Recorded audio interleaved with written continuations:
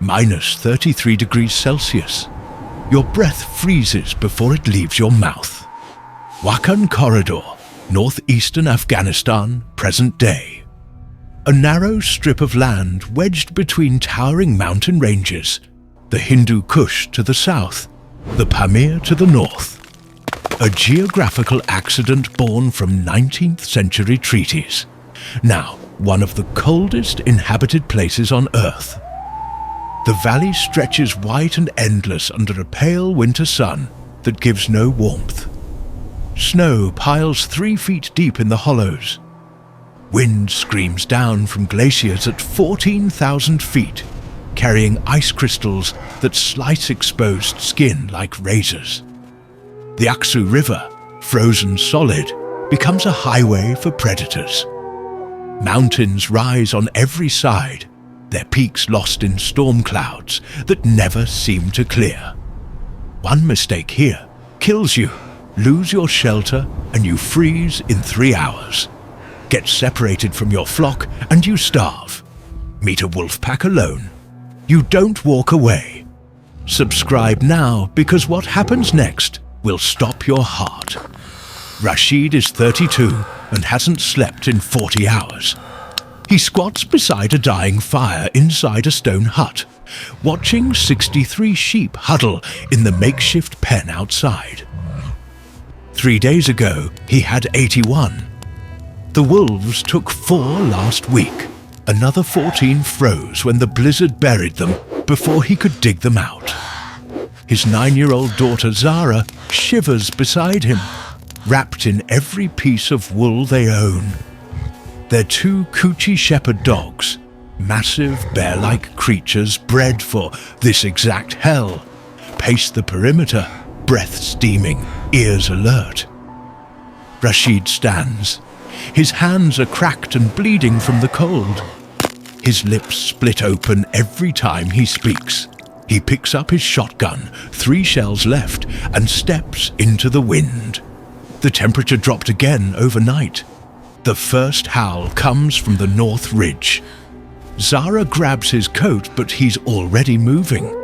"Stay inside," he says. "Keep the fire going." The second howl answers from the east. Closer, much closer. Rashid's heart hammers. 2 directions.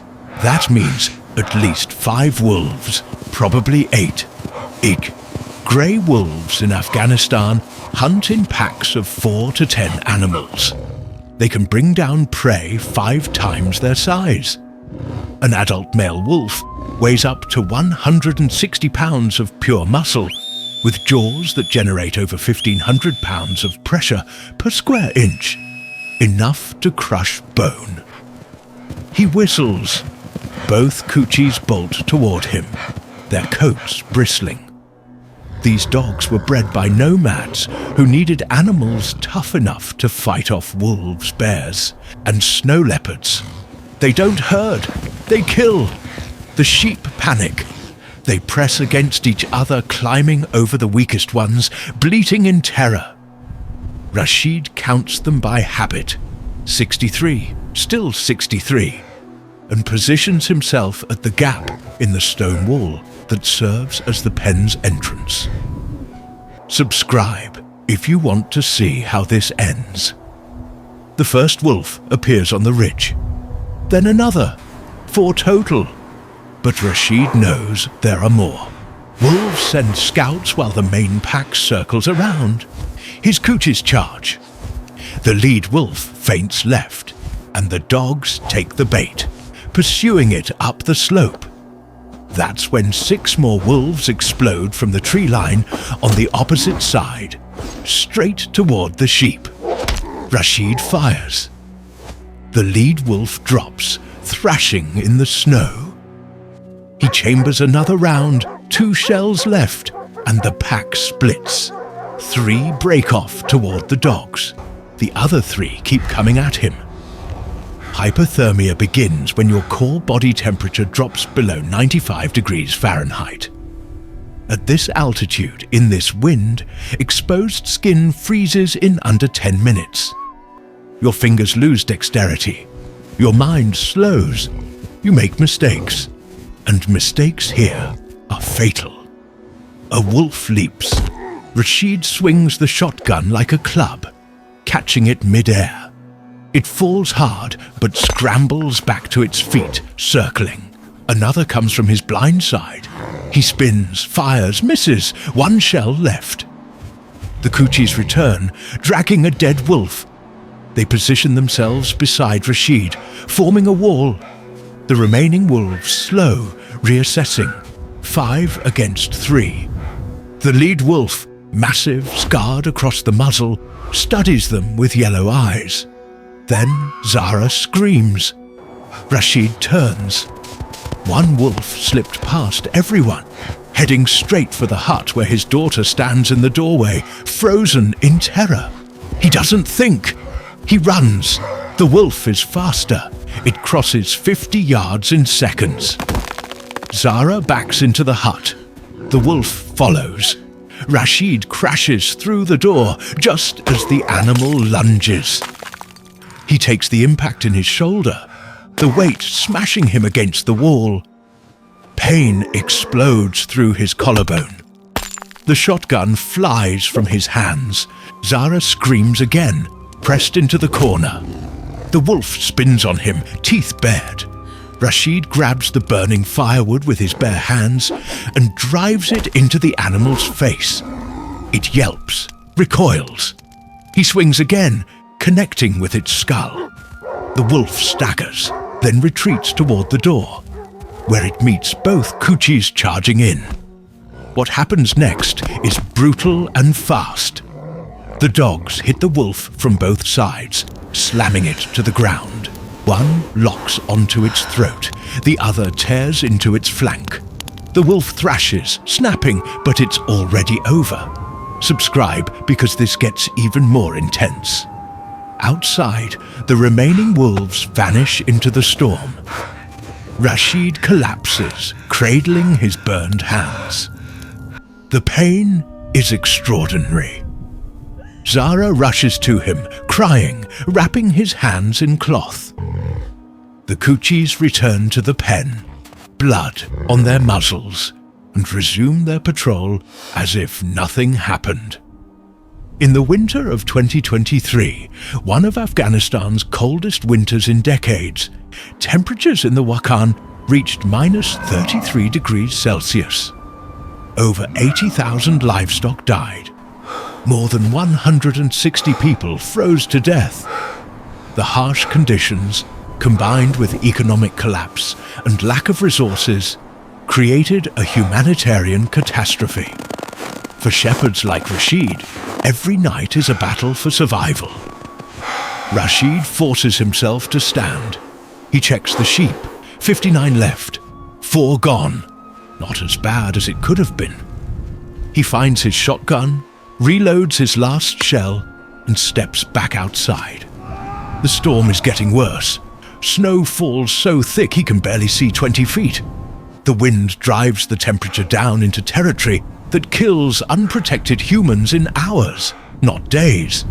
He has to secure the pen, rebuild the wall the wolves damaged, dig out the 3 sheep that got trampled and buried, all with hands that scream every time he flexes his fingers. Zara appears beside him. "Papa, you need to rest." "Can't rest," he says. "If the wolves come back tonight, we need to be ready." She hands him strips of dried yak dung, their only fuel. "Then I'll help." They work through the afternoon. The temperature continues to drop. By sunset, Rashid can no longer feel his feet. Zara's lips are blue, despite the scarf covering her face. At extreme altitudes like the Wakhan Corridor, over 13,000 feet, the body burns calories at twice the normal rate just to maintain warmth. Without adequate food and shelter, even the strongest person will succumb within days. Dehydration occurs faster in cold climates because the body works harder to warm the air you breathe, causing water loss through respiration. That night, They huddle inside the hut. The fire barely produces heat, just smoke. Rashid feeds it sparingly. They have enough dung to last maybe 4 more days. After that, they'll have to burn the pen's wooden supports. After that, nothing. The Kuchis sleep against the door, blocking it. They'll wake at the slightest sound. Zara whispers, "Will more wolves come?" "Probably. Will we die here?" Rashid looks at his daughter, 9 years old. She should be in school, warm, learning to read. Instead, she's here, in this frozen hell, watching sheep die and fighting off predators. Life expectancy for rural shepherds in Afghanistan's mountain regions is among the lowest in the world, averaging just 52 years. Child mortality rates remain high.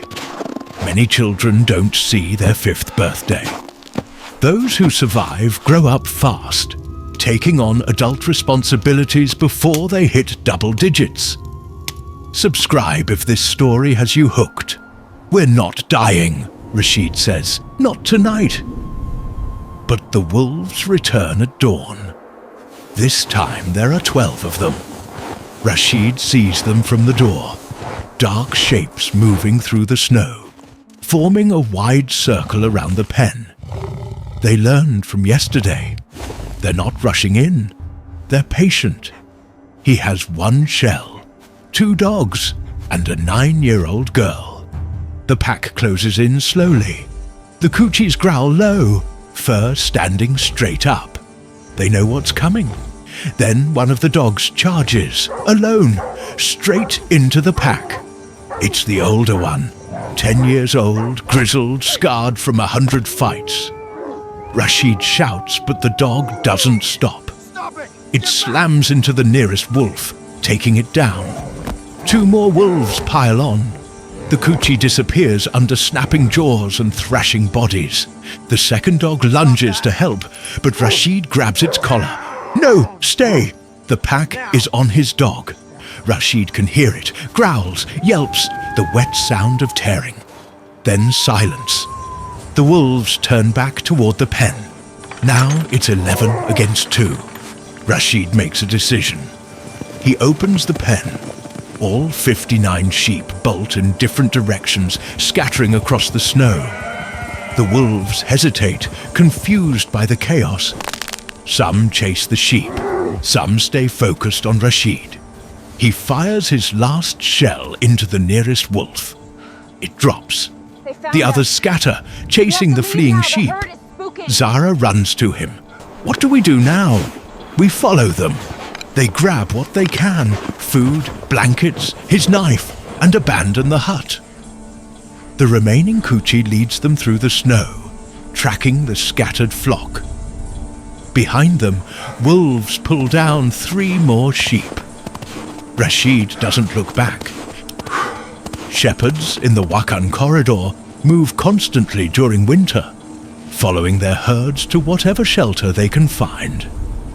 Nomadic life in these conditions means accepting loss. A successful winter is one where you keep more than half your animals alive. Many lose everything. Those who do rarely recover. They walk for 3 hours through waist-deep snow. The wind never stops. Zara falls twice. Rashid carries her the last mile. Subscribe because you won't believe where this goes.